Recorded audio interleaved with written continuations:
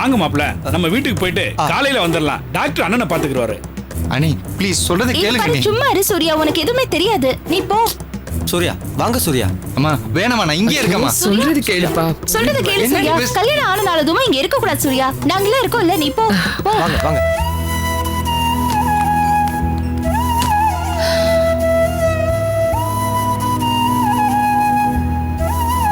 புஷ்பா, அத்தையை கூட்டிட்டு போய் அங்க உட்கார வை. நீ போ. சரிங்க, நீங்க வெளியில போய் உட்காருங்க அத்தை.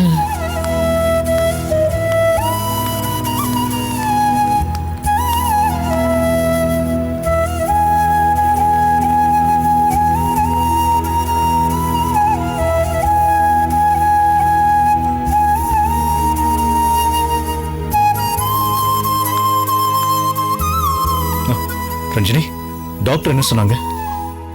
24 ஹவர்ஸ்க்கு அப்புறம் தான் எதுவா இருந்தாலும் சொல்ல முடியும்னு சொல்லிட்டாங்க.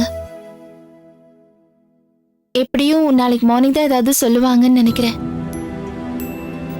என்னால சத்தியமா நம்ப முடியல ரஞ்சினி. மாடியில என்னோட நின்னு பேசிக்கிட்டு இருந்தாரு. திடீர்னு பார்த்தா காணோம்.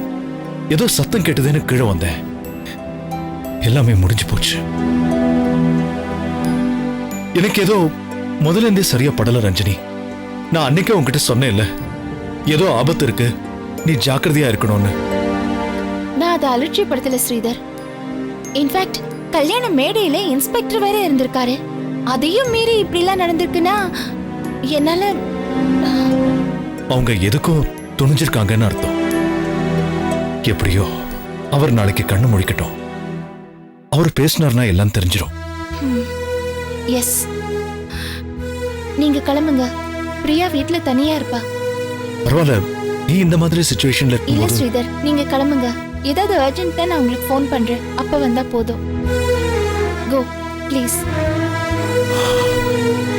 எது வேணும்னாலும் என்கிட்ட கேளு. Sure. He'll be all right.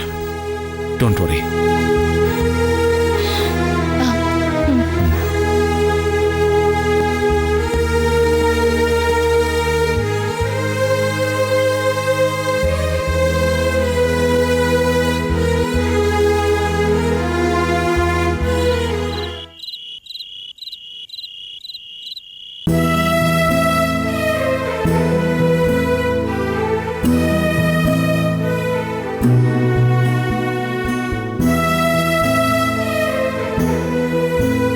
மாப்ள, உங்க மனநிலை இப்ப எப்படி இருக்குங்கிறது எனக்கு தெரியும்.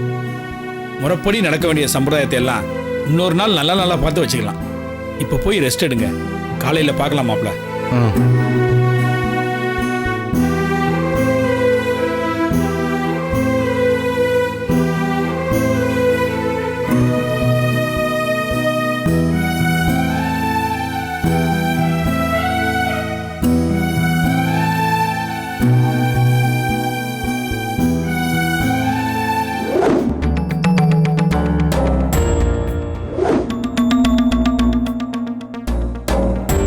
நினைச்சதை சாதிச்சிட்டோன்னு நினைக்கிறியா?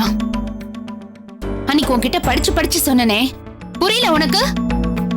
படிச்சவன் தானே நீ. ஒரு பொண்ணு ஒருத்தனை லவ் பண்றேன்னு சொன்னா அதுக்கு என்ன அர்த்தம்னு தெரியாதா உனக்கு? நான் என்ன சொல்லணும் முதல்ல புரிஞ்சுக்கோ. நீ ஒண்ணு சொல்ல வேண்டாம். மனசுக்குள்ள வேற ஒருத்தனை நினைச்சிட்டு இருக்கிறவள பொண்டாட்டி ஆக்கிக்கிற அளவுக்கு துணிஞ்சவள மனுஷனா? உணர்ச்சின்னு ஒண்ணு இல்லையா உனக்கு? ஜடமா நீ? வாய மூடு. என்ன பேசுற நீ? அன்னைக்கு உங்க அப்பா என் காலில் விழுந்து மன்னிப்பு கேட்டார் தெரியுமா உனக்கு? என் பொண்ணு இதை தெரியாம பேசிட்டா, அதை தயவு செஞ்சு மனசுல வச்சுக்கிறீங்கன்னு என் கையை பிடிச்சி கெஞ்சினா தெரியுமா உனக்கு? நீ பாட்டுக்கு பேசிக்கிட்டே இருக்க. நல்லவங்க மனசு கஷ்டப்படக்கூடாதுன்னு எங்க அண்ணி சொன்னதுனாலதான் இந்த கல்யாணத்துக்கு என்ன சம்மதிச்சேன் தெரியுமா உனக்கு? உன்னையும் உன் லவரையும் பிரிக்கணும்னு எனக்கு என்ன தலையெழுத்தா? அண்ணி நல்லா வருது என் வாயில. காதல பத்தி என்ன தெரியும் உங்களுக்கு? இன்ஃபாச்சுவேஷனா? ஏதோ இவங்க தான் எல்லாத்துலயும் கரை கண்டுகிட்டவங்க மாதிரி பேசுறாங்க. மல்லிகை கடைக்காரன் பொண்டாட்டி வாயை மூடிக்கிட்டு பொட்டலம் மடிக்க வேண்டியதானே? அதை விட்டுட்டு பெருசா நியாயம் பேசுறதுக்கு வந்துட்டாங்க. இங்க பாரு, எங்க அண்ணிய பத்தி பேசாத. என்ன பெரிய அண்ணி? கல்யாணத்துக்கு முதல் நாள் நைட்டு என்ன நடந்துச்சுன்னு தெரியுமா உனக்கு?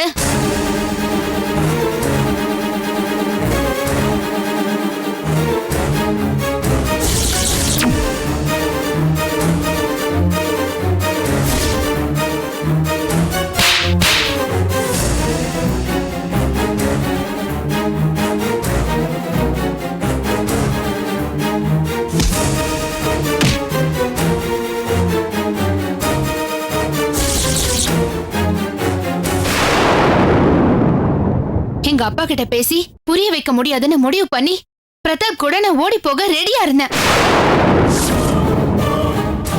அது தெரியுமா உனக்கு? கல்யாண மண்டபத்துக்கு அவன் வந்தான், என் ரூம் வரைக்கும் வந்துட்டான். ஆனா உன் அண்ணி வந்து காரியத்தை கெடுத்துட்டாங்க. இல்லனா இந்நேரம் அவனுக்கு பொண்டாட்டிய நிம்மதியா நான் போயிருப்பேன்.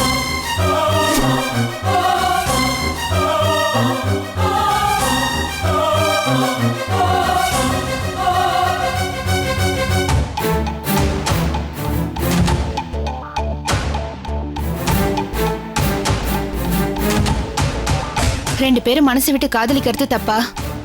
நான் ஏதாவது உன்கிட்ட இருந்து மறைச்சனா? நான் ஒருத்தனை லவ் பண்றேன்னு சொன்னா இல்லையா? அதுக்கப்புறம் எங்க அப்பா என்ன சொன்னா என்ன, யார் என்ன சொன்னா உனக்கு என்ன?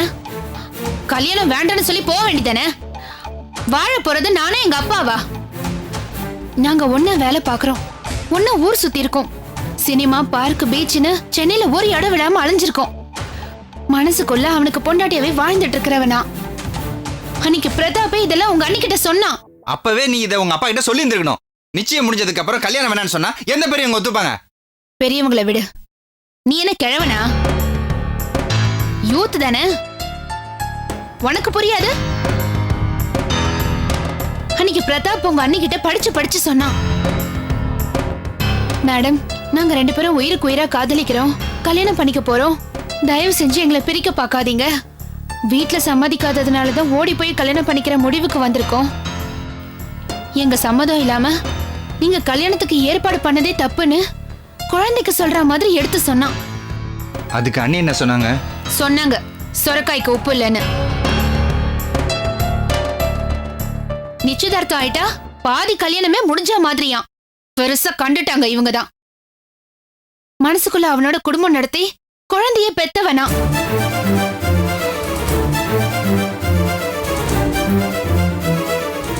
எந்த முகத்தை வச்சுட்டு நீ என்கிட்ட வருவ?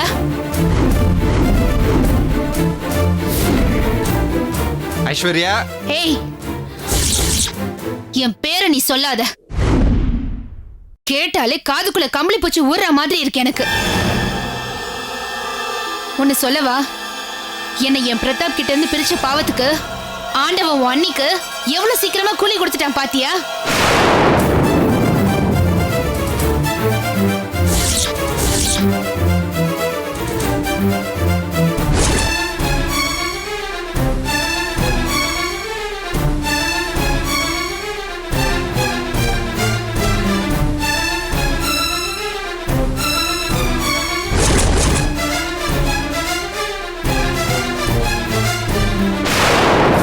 ஹாஸ்பிட்டல் அவங்க புருஷன் அப்போ இப்போ ஒன்னு சாக கிடக்குறாரு. தெய்வம் நின்று கொள்ளுங்கிறதுலாம் ஓல்டு ஸ்டைல் ஆயிடுச்சு. அப்பப்பவே கணக்கு தீக்கிற காலம் இது. அடிச்சு பல்லகளெல்லாம் கட்டிடுவோம் உன்னை. எங்க அண்ணியை பத்தி பேசுறதுக்கு உனக்கு என்ன யோகியதை இருக்கு? அவங்க எப்பேற்பட்டவங்க தெரியுமா? உன் அம்மா அப்பாவோட மானம் போகக்கூடாதுன்னு தான் இந்த கல்யாணத்துக்கு அவங்க ஸ்டெப் எடுத்தாங்க. தெரியுமா உனக்கு? பெத்த பொண்ணு உனக்கு இல்லாத அக்கறை எங்க அன்னிக்கு இருந்ததுதான் தப்பு.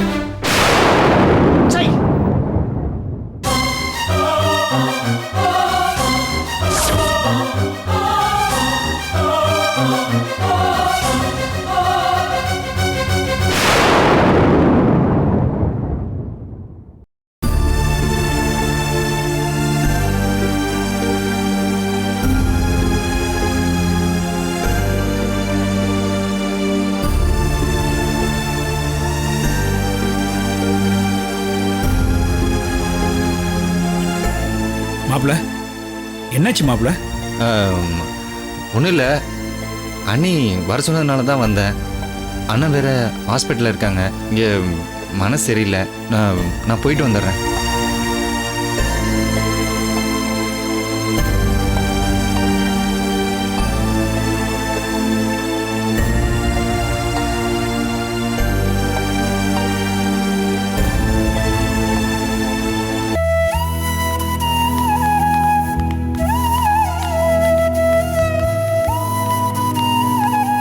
பேஷண்ட் கண்ணு முடிச்சிட்டாரு, போய் பாருங்க. முரளி கண்ணு முடிச்சிட்டானா? அப்படியா? மேடம், எஸ் இந்த ஃபைலை கொஞ்சம் பாருங்க. சார், என் ஹஸ்பண்ட் கண்ணு முடிச்சிட்டாரா? நான் போய் பார்த்துட்டு வந்துடுறேன். Madam, Yes. டோன்ட் மைண்ட், நானும் வந்து பார்க்கலாமா? ஷுவர், வாங்க.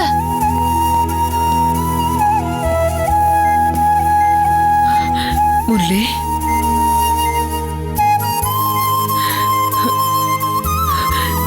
கண்ணு திறந்து பார்த்துட்டேன் இல்ல, அதுவே போதும்டா. நாங்க எல்லாம் எவ்வளவு பயந்துட்டோம் தெரியுமா?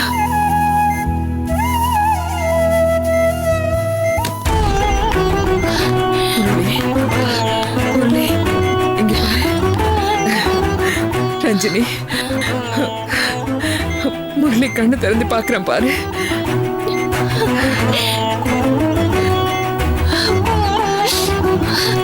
கடவுளே, கடவுள் புண்ணியத்துல உங்களுக்கு ஒண்ணும் இல்லைங்க, நீங்க பொழைச்சிட்டீங்க. தலைக்கு வந்தது தலைப்பாகையோட போயிடுச்சுன்னு நினைச்சுக்குங்க. நாங்கெல்லாம் இருக்கோம், உங்களுக்கு ஒண்ணும் ஆகாது, தைரியமா இருங்க.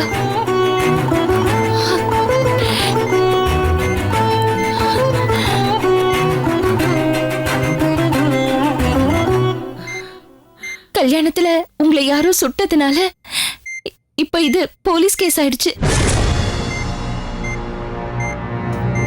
கல்யாண மண்டபத்துல உங்களை யாரோ ஷூட் பண்ணிருக்காங்க, அதனால இது போலீஸ் கேஸ் ஆயிடுச்சு. உங்களை சுட்டது யாரு? அவங்க யாருன்னு உங்களுக்கு தெரியுமா? ஏன் சுட்டாங்க?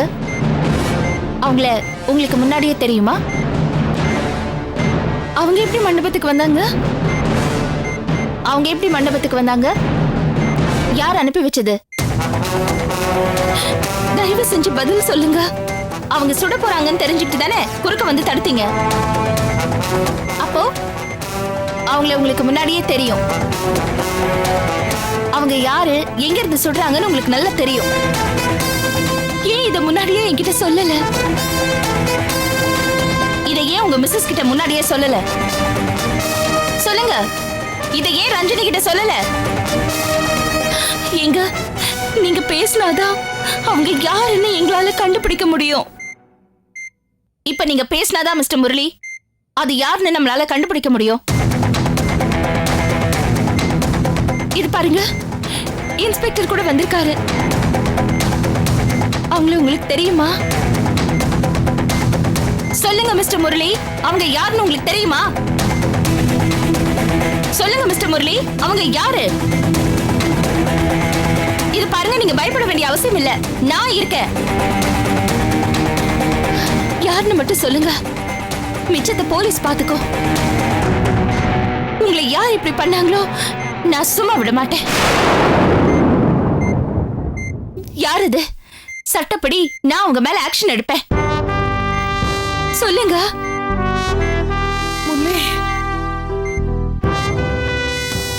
யாரு சொல்லுங்க. முரளி, நான் கண்டிப்பா ஆக்ஷன் எடுக்கிறேன். சொல். மேடம், டாக்டர் வர நேரமாச்சு, தயவு செஞ்சு டிஸ்டர்ப் பண்ணாதீங்க, கொஞ்சம் வெளியில இருங்க ப்ளீஸ். ஓகே.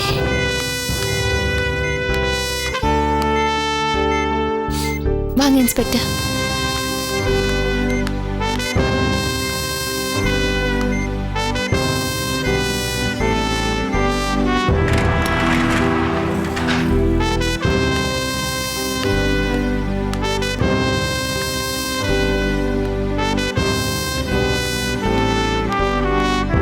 என்ன பத்தி, என்னோட கடந்த காலத்தை பத்தி நல்லா தெரிஞ்ச யாரோதான் என்னோட ஹஸ்பண்ட மிரட்டி அவரை யூஸ் பண்ணி என்ன கொல்ல பார்த்திருக்காங்கன்னு நினைக்கிறேன்.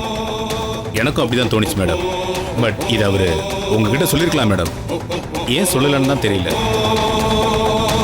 அவர் மறுபடியும் கண்முழிச்சு பேசினாதான் எல்லாத்துக்கும் காரணம் புரியும். அது வரைக்கும் வெயிட் பண்றது தவிர வேற வழியே இல்லை. Okay madam. ஓகே.